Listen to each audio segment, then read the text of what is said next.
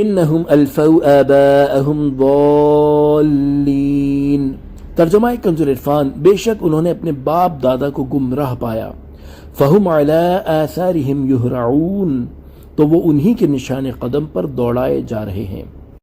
تفسیر صراط الجنان، ان آیات میں کفار کے عذاب کا مستحق ہونے کی وجہ بیان فرمائی گئی ہے کہ اپنے باپ دادا کو گمراہ پانے کے باوجود وہ انہی کے نشان قدم پر دوڑے جا رہے ہیں اور گمراہی میں ان کی پیروی کرتے ہیں، جبکہ حق کے واضح دلائل سے آنکھیں بند کر لیتے ہیں۔ اس آیت سے معلوم ہوا کہ جس طرح نیک بندوں کی پیروی ہدایت حاصل ہونے کا ذریعہ ہے، اسی طرح گمراہوں کی پیروی ہلاکت میں مبتلا ہونے کا سبب ہے۔ اس آیت سے ان لوگوں کو نصیحت حاصل کرنی چاہیے جن کے پاس غیر شرعی رسم و رواج کے صحیح ہونے کی دلیل صرف خاندان میں عرصہ دراز سے اسی طرح ہوتے آنا ہے، یا آج تک کسی سے اس کا ناجائز ہونا نہ سننا ہے۔ یوں ہی ان لوگوں کے لیے بھی نصیحت ہے جو غیر عالم سے سنے ہوئے غلط مسائل پر عمل پیرا ہوتے ہیں، اور جب انہیں درست مسائل بتائے جائیں تو ان کا جواب یہ ہوتا ہے کہ ہم نے یہ مسئلہ اتنے لوگوں سے سنا ہے اور ہمیں آج تک کسی نے نہیں کہا کہ یہ غلط ہے، اور تم نے 2-4 لفظ کیا پڑھ لیے، اب ہمیں سمجھانے بیٹھ گئے ہو۔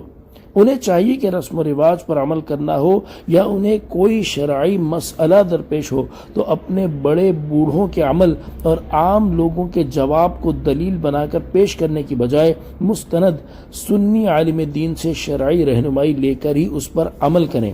اللہ تعالیٰ مسلمانوں کو ہدایت عطا فرمائے، آمین۔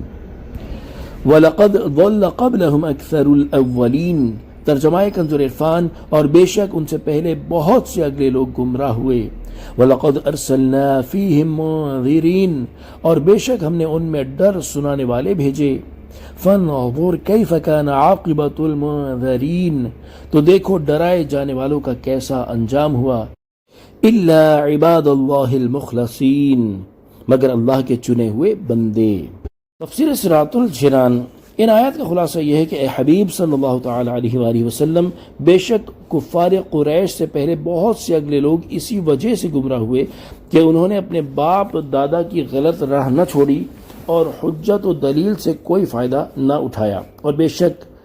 ہم نے ان میں انبیاء کرام علیہ السلام بھیجے جنہوں نے ان کو گمراہی اور بدعملی کے برے انجام کا خوف دلایا، لیکن انہوں نے اپنے جاہل باپ داداؤں کی پیروی نہ چھوڑی اور انبیاء کرام علیہ السلام کا کہنا نہ مانا، جس کی وجہ سے ان ڈرائے جانے والوں کا انجام یہ ہوا کہ وہ عذاب سے ہلاک کر دیے گئے، جبکہ اللہ تعالیٰ کے چنے ہوئے ایماندار بندے عافیت میں رہے اور انہوں نے اپنے اخلاص کے سبب عذاب سے نجات پائی۔